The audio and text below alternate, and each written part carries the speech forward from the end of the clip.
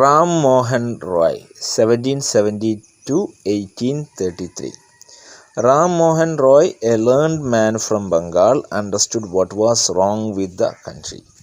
So Ram Mohan Roy, you can see his picture here.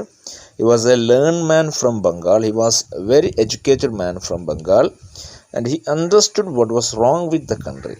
അദ്ദേഹത്തിന് നമ്മുടെ ആളുകളുടെ പ്രശ്നം എന്താണെന്ന് മനസ്സിലായി.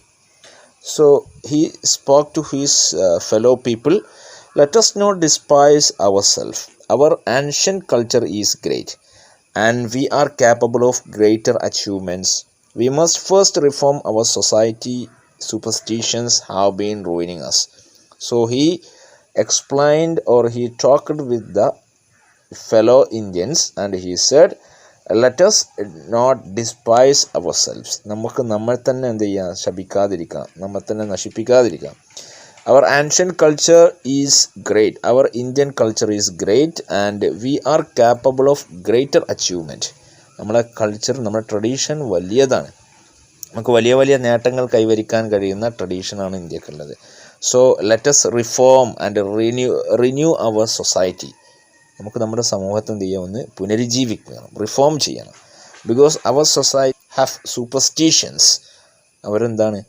അന്ധവിശ്വാസമാണ്. അന്ധവിശ്വാസത്തിൽ അവർ അടിയുറച്ച് നിൽക്കുന്ന ആളുകളാണ്. ഈ അന്ധവിശ്വാസമാണ് നമ്മുടെ ആളുകളെ നശിപ്പിക്കുന്നതെന്ന് അദ്ദേഹം ആ അന്ധവിശ്വാസത്തിൽ നിന്ന് ആളുകളെ മോചിപ്പിക്കാനുള്ള ശ്രമങ്ങൾ തുടങ്ങി. He told to his wife Uma, cows are of different colors but the color of their milk is the same. Different teachers have different opinions but essence of every religion is the same. So he said to his wife, cows are different but the color of milk is same, which means as that the religions are different but its essence is same. അല്ലെ, മതങ്ങൾ വ്യത്യസ്തമാണെങ്കിലും ആ മതങ്ങളുടെ അടിസ്ഥാനം ഒന്നാണ്. അത് സൂചിപ്പിക്കാൻ വേണ്ടിയിട്ടാണ് അദ്ദേഹം എന്തായത് ഈ സെയിങ് പറയുന്നത്, cows are of different colours but the colour of their milk is same. പശുക്കൾ വ്യത്യസ്ത കളറാണെങ്കിലും അവ നൽകുന്ന പാലിൻ്റെ കളർ ഒന്നാണ് എന്നർത്ഥം. Then he was attracted by science and modern knowledge. Here Raja Ram Mohan Roy, he was attracted by the science and modern knowledge. So he believed that knowledge should be practical and scientific. ഈ superstitions ഒക്കെ വിശ്വസിക്കുന്നതിന് പകരം scientific ആയിട്ടുള്ള practice ചെയ്യാൻ പറ്റുന്ന പ്രാക്ടിക്കലായ knowledge എന്ത് ചെയ്യണം? നമ്മുടെ സമൂഹത്തെ പഠിപ്പിക്കണമെന്ന് അദ്ദേഹം എന്ത് ചെയ്യാണ്? വിശ്വസിക്കുകയാണ് കേട്ടോ. He crossed the seas and went to England to see what made the British powerful, and he told them. He went to England and learned from there, and he understood how the British got this powerful situation. എങ്ങനെയാണ് അവർക്ക് ഈ ശക്തമായ ഈ അന്തരീക്ഷം ബ്രിട്ടനിൽ അല്ലെങ്കിൽ അവർക്ക് ഇങ്ങനെ ഉണ്ടായത് എന്ന് അദ്ദേഹം അവിടെ പോയി മനസ്സിലാക്കുകയാണ്. എന്നിട്ട് അവിടെ പോയിട്ട് അദ്ദേഹം ബ്രിട്ടീഷുകാരോട് പറഞ്ഞു, we accept you as rulers, you accept us as subjects. മനസ്സിലായി? ഞങ്ങൾ നിങ്ങളെ ഭരണാധികാരികളായിട്ട് അംഗീകരിക്കാം, പക്ഷെ നിങ്ങൾ ഞങ്ങൾ എന്ത് ചെയ്യണം? സബ്ജക്ട്സ് ആയിട്ട്, സബ്ജക്ട് എന്ന് പറഞ്ഞാൽ പ്രജകളായിട്ട് അംഗീകരിക്കണം. But you must remember the responsibility of a ruler of to his subject. അല്ലെ, ഒരു റൂളർക്ക് അവരുടെ പ്രജകളോട് ചില കടപ്പാടുകളും കടമകളൊക്കെ ഉണ്ട്. So we will accept you as our rulers. You should consider us as your subjects. And he started a newspaper but the suspicious British, they stopped them in 1823. He started a newspaper to reform Indians, but the British, they stopped the newspaper. Oppression means അടിച്ചമർത്തപ്പെടുക എന്നർത്ഥം കേട്ടോ. But the British continued to oppress Indians. In 1818 they had passed regulation 3. Under it an Indian could be jailed without trial in a court. So they passed here different rules, and it was in the intention of suppressing or oppressing Indians. So they passed regulation 3 in 1818. Under this act any Indians can be jailed without any trial. ഏതൊരാളെയും വേണമെങ്കിൽ പിടിച്ചുകൊണ്ടിട്ട് ജയിലിലിടാം, trial ഇല്ലാതെ. At the time British officers in India drew big salaries and also made fortunes in private business. So British, they got big salaries and also they got private fortune. Fortune means സ്വകാര്യ സ്വത്തുക്കൾ അവർ സമ്പാദിക്കാനും തുടങ്ങി എന്നർത്ഥം. By 1829, Britain was exporting British goods worth 7 crore rupees to India. ഏകദേശം 7 കോടിയോളം രൂപ വരുന്ന സാധനങ്ങൾ ബ്രിട്ടനിൽ നിന്ന് ഇങ്ങോട്ട് ഇറക്കി ആ കാലത്ത്. അതന്ന് it was a huge amount. Governor general Bentinck reported back home. Governor general means he is the highest officer in India. ഇന്ത്യയിലെ ഏറ്റവും ഉയർന്ന ഓഫീസറാണ് കേട്ടോ. So he Bentinck return to England. Bones of cotton weavers are bleaching the plains of India. ഇവിടുത്തെ വലിയൊരു വ്യവസായമായിരുന്നു cotton വ്യവസായം. It almost in the verge of destroy. ആകെ തകർന്നു തരിപ്പണായി. ഡിസ്സാറ്റിസ്ഫാക്ഷൻ മീൻസ് അസംതൃപ്തി. Education in India was in Persian and Sanskrit. In 1835, an Englishman named Macaulay suggested a change. Till then, in India, the education means Persian and Sanskrit. അന്ന് വരെ ഇന്ത്യയിലെ വിദ്യാഭ്യാസം എന്ന് പറഞ്ഞാൽ പേർഷ്യൻ ലാംഗ്വേജും സാൻസ്ക്രിറ്റും ഒക്കെ ആയിരുന്നു. പക്ഷെ ഒരു ഇംഗ്ലീഷുകാരനായ മെക്കാളെ എന്ന് പറയുന്ന അദ്ദേഹം എന്തായി ചെറിയ മാറ്റങ്ങൾ വേണം എന്ന് പറഞ്ഞു. ഇന്നും നമ്മൾ ആ മെക്കാളയുടെ എഡ്യൂക്കേഷണൽ നിർദ്ദേശങ്ങളും സജഷൻസൊക്കെ അടങ്ങിയ ആ ഒരു സിസ്റ്റമാണ് ഇന്നും ഫോളോ ചെയ്തുകൊണ്ടിരിക്കുന്നത് കേട്ടോ. ചെറിയ മാറ്റങ്ങളൊക്കെ പലപ്പോഴായിട്ടുണ്ടെങ്കിലും ബേസ് അതാണ്. So he said we should teach natives through the English language. So he put forward a suggestion to teach the natives the Indian English. ഇന്ത്യക്കാരെ ഇംഗ്ലീഷ് പഠിപ്പിക്കണമെന്ന്. So they agreed. എന്തിനാണ്? അവരെ സഹായിക്കുന്ന ഒരാൾക്കാരുണ്ടാക്കാൻ വേണ്ടി തുടങ്ങിയതാണെങ്കിലും പിന്നീട് അത് ഇന്ത്യക്കാരെ എഡ്യൂക്കേറ്റഡ് ആക്കുന്നതിൽ ഒരുപാട് സഹായിച്ചു. So English education produced clerks to whom the British gave petty jobs under them. So as the Indians they began to learn English, here it formed a group of people. It produced clerks who have done different jobs, petty jobs, small jobs under British. Incidentally, it also produced a new generation of intellectuals. അപ്പോൾ ഏതായാലും ആ English പഠിക്കാൻ തുടങ്ങിയപ്പോൾ ഇന്ത്യയിൽ ബുദ്ധി ഉള്ള വിവേകമുള്ള കുറച്ചൊരു team ഉണ്ടാകാൻ തുടങ്ങി. So you can see here they are saying we must educate our brothers. So those learned people they began to think that we must educate our brothers and try to improve their material condition. അവരുടെ ഭൗതികമായ ഇന്ത്യക്കാരുടെ ഭൗതികമായ situation നമ്മൾ എന്തിനു improve ചെയ്യണം. For that we must convey our grievances to the British Parliament. അങ്ങനെയാണെങ്കിൽ നമുക്ക് എന്ത് ചെയ്യും? നമ്മുടെ പ്രയാസങ്ങളൊക്കെ എന്ത് ചെയ്യും? ബ്രിട്ടീഷ് പാർലമെൻറ്റിനോട് കൺവേ ചെയ്യാൻ കഴിയും. അതുകൊണ്ട് നമുക്ക് എന്ത് ചെയ്യണം? ഇന്ത്യക്കാരെ എഡ്യൂക്കേറ്റ് അല്ലെങ്കിൽ വിദ്യാഭ്യാസം നൽകുന്ന ഒരു സിസ്റ്റം ഉണ്ടാക്കണമെന്ന് അവർ ചിന്തിക്കാൻ തുടങ്ങി. You can see here by 1856 the British had conquered the whole of India. ഏകദേശം അല്ലേ, നിങ്ങൾ ഫസ്റ്റ് ഒരു പിക്ചർ കണ്ടിട്ടുണ്ടാവും. അതിൽ ഇന്ത്യൻ പ്രിൻസസ് ഭരിക്കുന്ന ഇന്ത്യൻ സ്റ്റേറ്റുകളും ബ്രിട്ടീഷുകാർ ഭരിക്കുന്ന ഏരിയ. ഇപ്പോൾ ഏകദേശം എന്തായി? ഒരുപാട് ഏരിയയിൽ അവരെ വരാൻ തുടങ്ങി കേട്ടോ. They cared little about the needs of Indians. The British they cared little. They did not care about the Indians' need. ഇന്ത്യക്കാരുടെ ആവശ്യങ്ങൾ അവർ പരിഗണിച്ചേ ചെയ്തില്ല. Our kings have become puppets and we have lost our old jobs.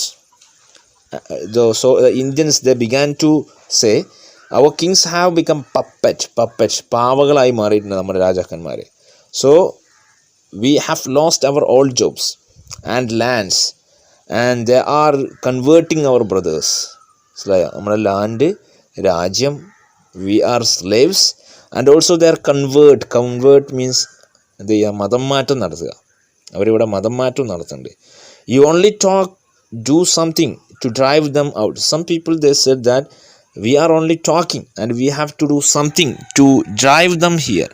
അവരെ ഇവിടുന്ന് ഓടിക്കാൻ നമ്മൾ എന്തെങ്കിലും ചെയ്യാം. നമ്മൾ സംസാരിച്ചിരുന്നിട്ട് കാര്യമില്ല കേട്ടോ. So here in the mind of Indian people it began to stimulate the dissatisfaction. അസംതൃപ്തി അവരുടെ മനസ്സിൽ ഉണ്ടാകാൻ തുടങ്ങി. Then the next the sparks അല്ലേ, മനസ്സിലിങ്ങനെ അസംതൃപ്തി ഉണ്ടാകുമ്പോൾ എന്തെങ്കിലും ഒരു സ്പാർക്ക് ഒരു തരി ഉണ്ടാകുമ്പോൾ ഒരു തീപ്പൊരി ഉണ്ടാകുമ്പോൾ അത് പിന്നെ എന്ത് ചെയ്യും? വലിയൊരു വിപ്ലവമായി മാറും. അങ്ങനെയുള്ള ഒരു സംഭവത്തിലേക്ക് നയിക്കുകയാണ്. Taxes continued to ruin the peasants. The taxes, different taxes which ruin and demolish the peasants, the farmers. ഫാർമേഴ്സിനെ ടാക്സുകൾ എന്തായി? ആകെ നശിപ്പിച്ചു.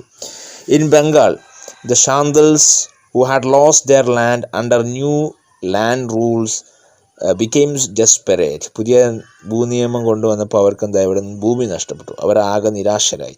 In 1855 they rose in rebellion and massacred Europeans and their supporters alike. So they began to fight against British. They began a rebellion, ഒരു വിപ്ലവം തുടങ്ങി അവർ. അതിൻ്റെ massacre എന്ന് പറഞ്ഞാൽ കൂട്ടക്കൊല ചെയ്തു.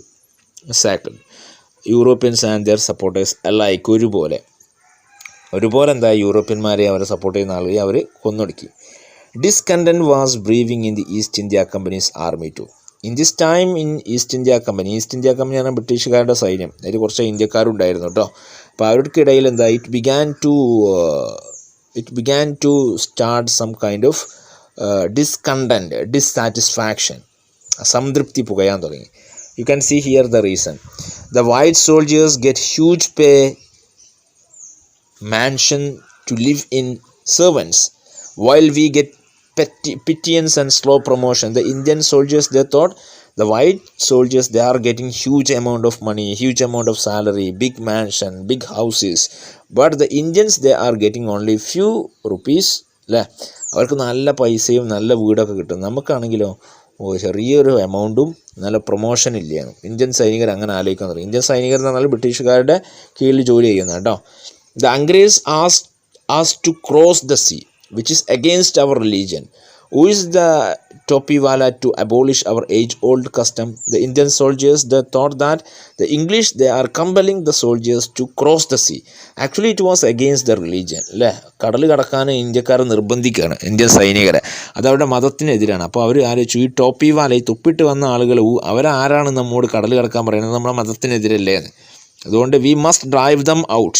The Angrez means the Englishmen.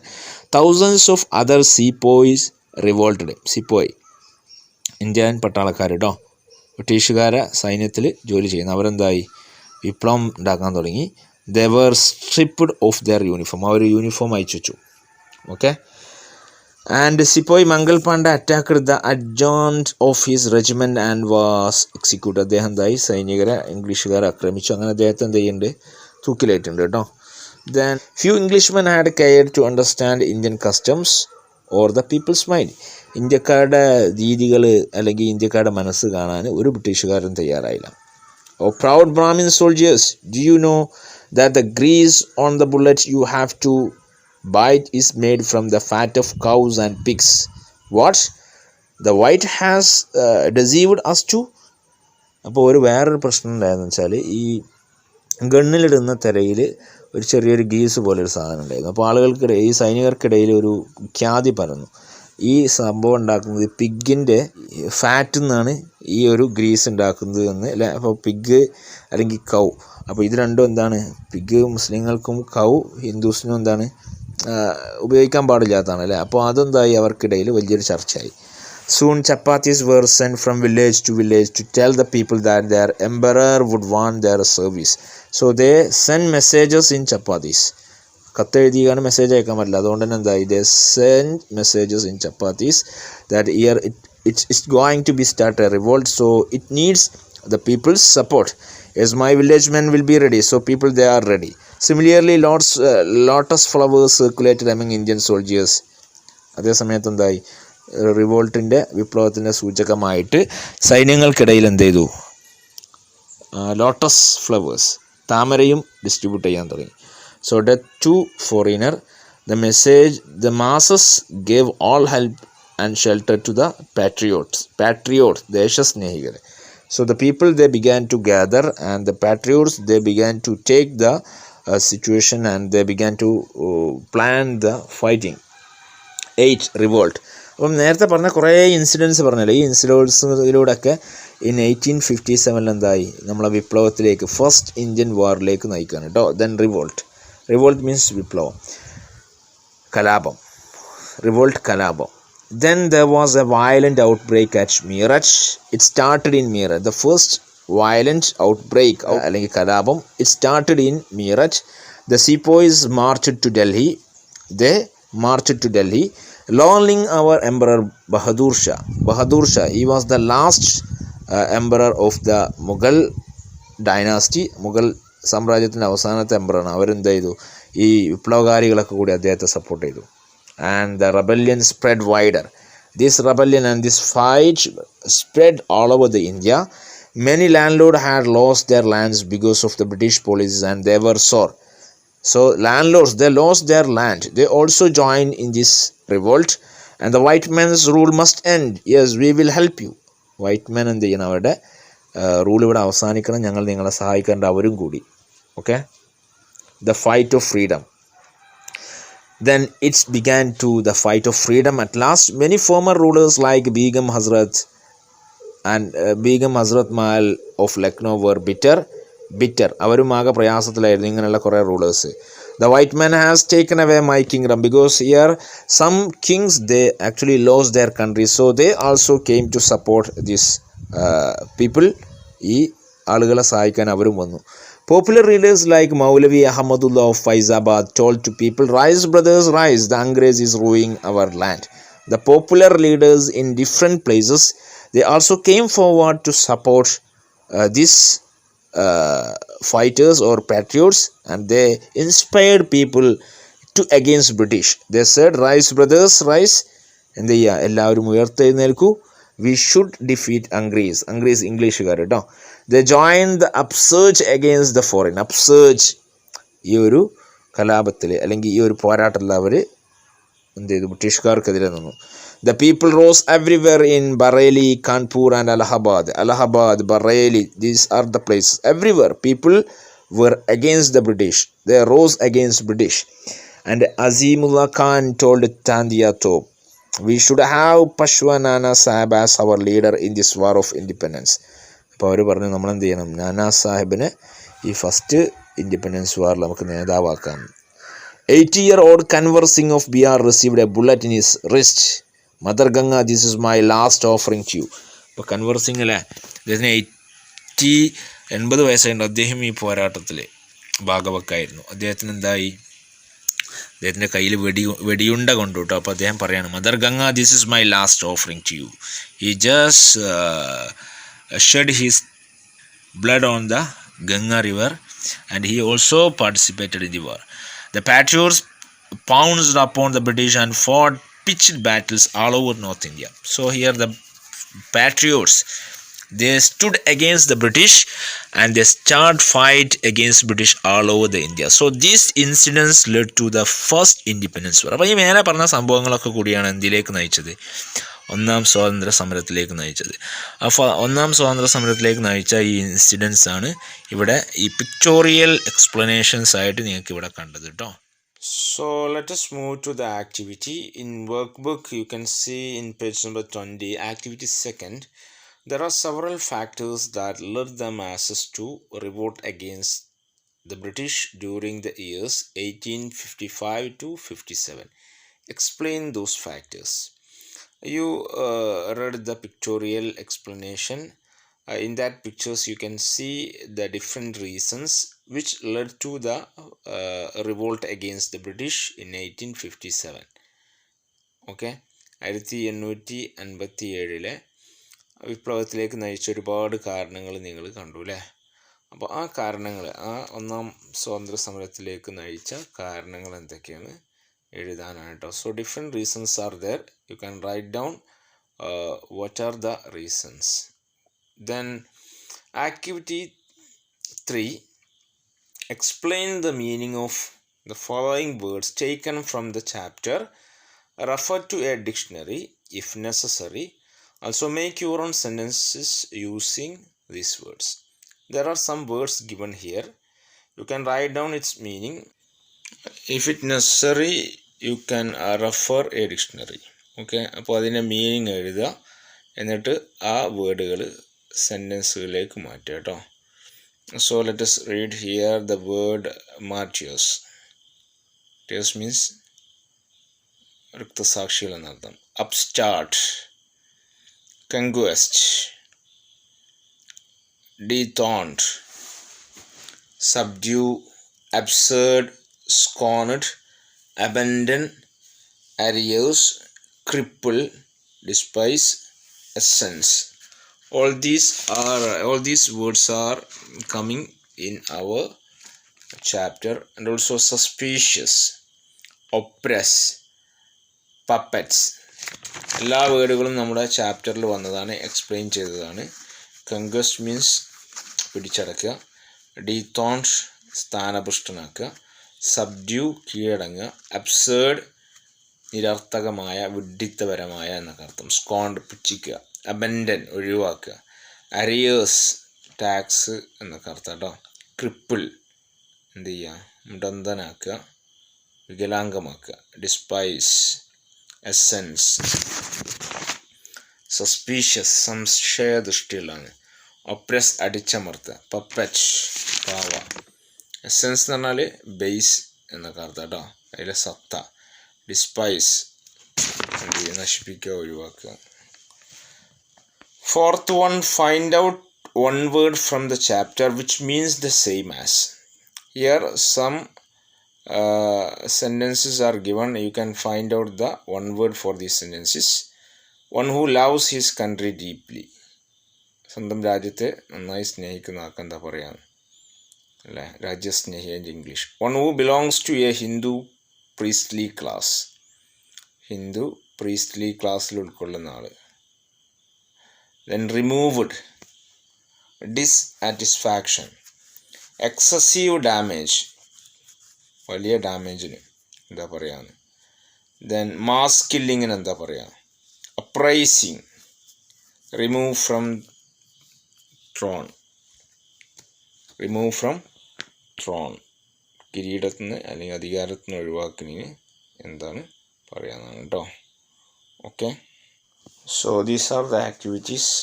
You can write it down. എന്തെങ്കിലും സംശയം ഉണ്ടെങ്കിൽ you can clear it and then write. സംശയം ഉണ്ടെങ്കിൽ ക്ലിയർ ചെയ്തതിന് ശേഷം എഴുതുക കേട്ടോ. So let us wind up the session.